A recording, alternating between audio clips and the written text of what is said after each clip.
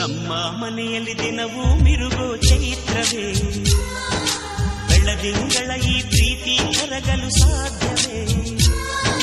ನಮ್ಮ ಮನೆಯಲ್ಲಿ ದಿನವೂ ಮಿರುಗೋ ಚೈತ್ರವೇ, ಬೆಳದಿಂಗಳ ಈ ಪ್ರೀತಿ ಕರಗಲು ಸಾಧ್ಯವೇ?